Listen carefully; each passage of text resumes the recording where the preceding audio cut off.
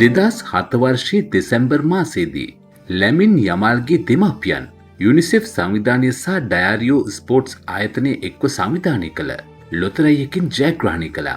ඒ අනුව ඔවුන්ගේ මාස 5ක් වයසති බිරිඳාට බාසිලෝනා ක්‍රීඩකයෙකු සමග ඡායාරූපයක් ලබා ගැනීමට අවස්ථාව උදා වුණා. දෛවයේ සරදමකට මෙන් ඔවුන්ට එදා හමු වූයේ එවකට බාසිලෝනා කණ්ඩායමේ නැගී එන දක්ෂ ක්‍රීඩකයෙකු වූ 26 වෙනි ලියනල් මෙසි. ඡායාරූප ශිල්පී ජෝන් මොන්ෆෝඩ් පවසන පරිදි එකල අතිශය ලැජ්ජාශීලී මෙසිට මුලින්ම මෙම බිරිඳා වඩාගන්නේ කෙසේදැයි සිතාගත නොහැකි වී තිබෙනවා.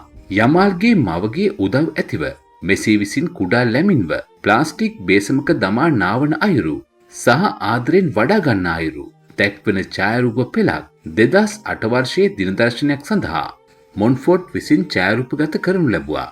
මෙම ඡායාරූප වසර 16කට වඩා වැඩි කාලයක් කාටත් අමතක වී තිබුණා. නමුත් යුරෝ 2024 තරඟාවලිය අතරතුර යමාල්ගේ පියා විසින් මෙම ඡායාරූප ඉන්ස්ටාග්‍රෑම්හි පළ කිරීමත් සමග එය ලෝපුරා ලැබුගින්නක්සේ ප්‍රසිද්ධ වුණා. මේ දැකීමෙන් පාපන්දු රසිකයන් වීලුවට මෙන් පැවසූයේ මෙසි එදා මෙම බිරිඳාට තමා සතු පාපන්දු බලය ලබා දී ඇති බවයි. මෙම අහඹු සිදුවීමෙන් වසර 19කට පසු මෙම දෙදෙනා ලෝක පාපන්දු පිටියේ ඉහළම වේදිකාවේදී හමු වෙනවා. ඒ 2026 පාපන්දු ලෝක කුසලාන අවසන් මහා තරඟයේදී 19 හැවිරිදි ලැමින් යමාල් බාසිලෝනා ඇකඩමියෙන් බිහිවි.